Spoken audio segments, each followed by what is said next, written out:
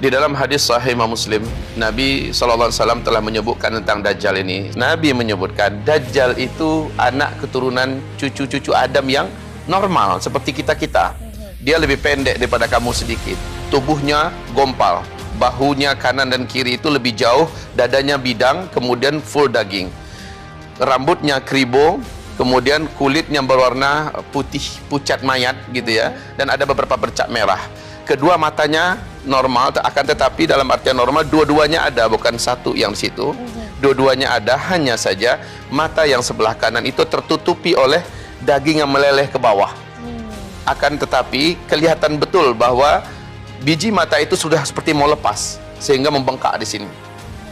Yang sebelah kiri kata Rasulullah sudah hampir sepenuhnya keluar dan berkabut berwarna hijau kaca.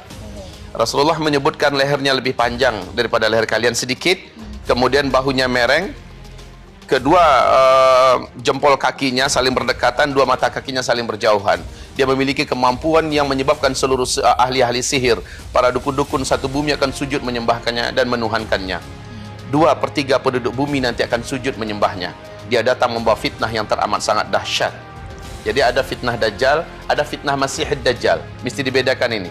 Kalau fitnah Masihid Dajjal, ini adalah menjelang kemunculan Dajjal. Ada beberapa kekuatan gelap yang menguasai bumi ini, yang menyebabkan banyak terjadinya pemurtadan di muka bumi dan kekacauan dalam bentuk yang sangat mengerikan. Dan kekacauan itu semakin mendekat. Makin dekatnya Dajjal keluar, maka semakin dekatlah, makin besarlah bentuk kekacauan itu. Saya ibaratkan dengan meteor yang akan menghantam bumi. Menjelang meteor itu semakin mendekat, maka semakin banyak petaka-petaka di bumi ini akan terjadi, baik petaka alamnya, petaka teknologinya, segala macamnya. Apalagi fisik meteor itu betul yang nanti menghantam bumi kita, luar biasa, menyebabkan semua teknologi akan musnah secara total. Nah, tanda-tanda kemunculan Dajjal ini dalam hadis Sahih Muslim tegas Nabi mengatakan. Hadis ini diceritakan oleh Fatimah binti Qais saat bertemu Rasulullah SAW dengan seorang Nasrani yang akhirnya masuk Islam. Hadis ini digelari dengan hadis Al-Jassasah. Seluruh ulama ahli hadis pasti kenal dengan hadis ini.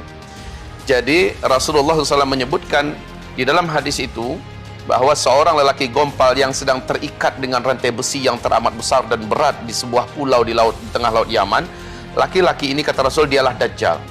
Tamim Ad-Dari yang berjumpa dengan laki-laki itu dengan 20 awak kapalnya, ditanya oleh laki-laki ini, apakah di Arab sudah muncul seorang lelaki yang mengaku sebagai nabi terakhir namanya Ahmad atau Muhammad?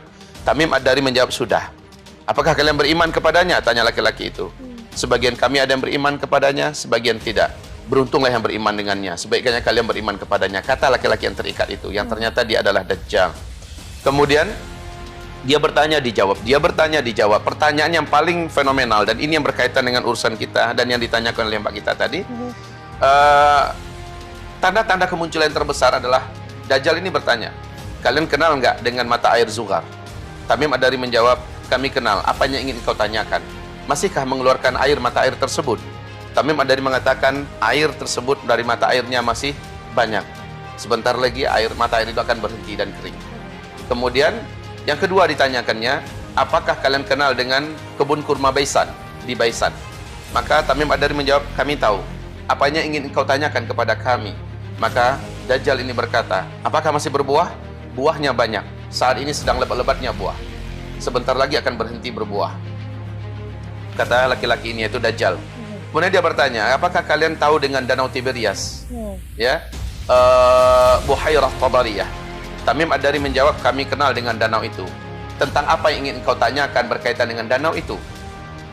Dajjal ini bertanya, apakah airnya masih banyak? Tamim Ad-Dari menjawab, sekarang airnya banyak dan tidak berkurang sedikit pun. Lihat saja, sebentar lagi airnya akan mengering. Bahasa-bahasa Dajjal ini ternyata mengisyaratkan, kata Rasulullah, itulah dia tanda-tanda Dajjal akan keluar. Pertama, mata air Zughar ini berdekatan dengan Danau Tiberias langsung. Mata air Zughar setelah beberapa tahun ini tidak berair 100%. Tidak mengeluarkan lagi airnya. Yang kedua, Danau Tiberias. Danau Tiberias ini letaknya di Israel. Satu tanah yang dijajah oleh bangsa Yahudi ini dari negeri Palestina, dan itu yang tersubur, yang terbaik. Sumber air satu-satunya bangsa Yahudi di Israel itu hanya dari Danau Tiberias. Mereka tidak punya sungai, mereka tidak punya mata air yang lain kecuali hanya dari danau ini. Dan danau ini sejak bumi terbentang tidak pernah susut airnya. Masya Allah, sejak tahun 2003, tolong dibaca nanti dalam kitab Ensiklopedia Akhir Zaman oleh Syekh Dr. Muhammad Ahmad Al-Mubayyad, disebutkan hadis yang sangat jelas dan fakta yang ada di Danau Tiberias di Israel hari ini. Sejak 2003 sampai 2013, hanya dalam rentang 10 tahun saja, Danau Tiberias yang permukaannya dengan dasar itu kedalamannya hanya 45 meter ya, telah susut 16 meter. Artinya lebih 30% menyusutnya. Itu 2013. Sehingga 2012 secara resmi pemerintahan Israel mengumumkan di televisi nasional mereka kepanikan global, kepanikan nasional, bahwa sumber air satu-satunya buat mereka yaitu Danau Tiberias terus mengalami penyusutan. Akhir 2015 danau ini bagian yang paling menonjol dari dasar setelah kelihatan seperti pulau kecil di permukaan. Maknanya apa? Semakin menyusut. Akhirnya pemerintah Israel sekarang memutuskan bahwa sumber air ke depan itu adalah air laut yang disuling. Ya, artinya danau ini juga sudah betul-betul sudah mengalami masa yang disebut oleh Rasulullah dalam hadis ini. Ketiga adalah kebun kurma Baisan. Kebun kurma Baisan ini letaknya di perbatasan antara Yordania dengan Palestina.